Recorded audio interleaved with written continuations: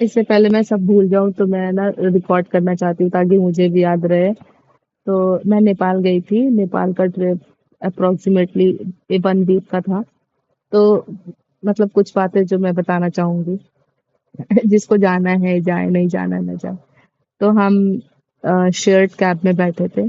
गोरखपुर पहुंच गए थे। गोरखपुर से फिर सनौली बॉर्डर के लिए। सनौली बॉर्डर से फिर हमें मिलती है कैब नेपाल जाने के लिए। सनौली बॉर्डर है, फिर वहां से हम नेपाल जाएंगे। तो वहां से हमने ऑब्वियसली कैब बुक करी और सब लोग बैठे। तो हम लोग 7 लोग इंडियंस थे और 3 इंसान नेपाली थे। ठीक है, और वो नेपाली, उनका ओरिजिन भी इंडियन ही था। थे वो इंडियन ही, बट उनकी शादी नेपाल में हो रखी थी। वही जो रोटी बेटी का रिश्ता जो बोलते हैं, वही रिश्ता था। और वो पहले जो अंकल थे बहुत बातें कर रहे थे, बहुत बातें कर रहे थे।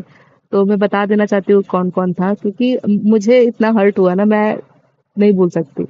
और मैं नहीं भूल सकती तो मैं सबको ही बताऊंगी वो चीज। उसमें से 2 बिहारी थे हमारे साथ बैठे थे, बहुत अच्छे थे। बाद में हमारी बहुत अच्छी बॉन्डिंग हो गई थी।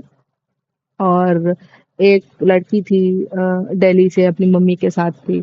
और एक अंकल जी थे, अपनी फैमिली के साथ थे। और एक अंकल जी, ऐसे ही सब लोग थे। तो हाँ, बताती हूँ अच्छे से। तो आ, वो जो नेपाली अंकल थे वो थे इंडिया के ही, और वो इतनी बुराई कर रहे थे इंडिया की और मोदी जी की, इतनी ज्यादा बुराई कर रहे थे। मोदी जी की बुराई करने का उनको कोई हक नहीं बनता, क्योंकि तुम अब नेपाली हो और वहीं से अर्न करते हो। तो और नेपाल पूरी कंट्री का जो अर्निंग है, बेसिकली वो मतलब टूरिज्म से है।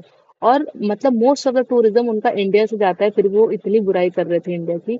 और ईवी खरीद रखी थी, मतलब व्हीकल्स। और जो व्हीकल्स थे वो उन्होंने चाइना से ला रखे थे। और वो ईवीज को चार्ज करने में, इलेक्ट्रिक व्हीकल्स को चार्ज करने में 1.5 घंटा लग जा रहा था। 1-1 घंटे ऐसे स्टॉपेज होता था।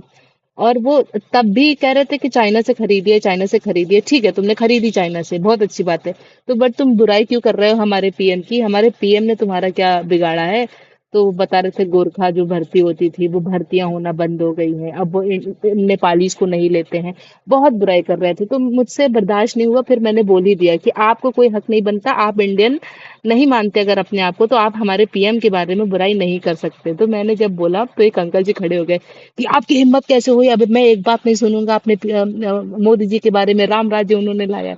उन्होंने चाहे जैसे बोला, एटलीस्ट स्टैंड तो लिया, क्योंकि हम इंडियंस हैं। अगर हम अपने प्राइम मिनिस्टर का स्टैंड नहीं लेंगे, फॉरेन आके कोई भी बुराई थोड़े ना कर जाएगा ऐसे। तो वो जो 2 बिहारी थे, उन्होंने मतलब वो सरकारी नौकरी में थे तब भी कुछ नहीं बोल रहे थे। फिर बाद में उन्होंने भी थोड़ा थोड़ा स्टैंड लेना शुरू करा और सब ने फिर बोला।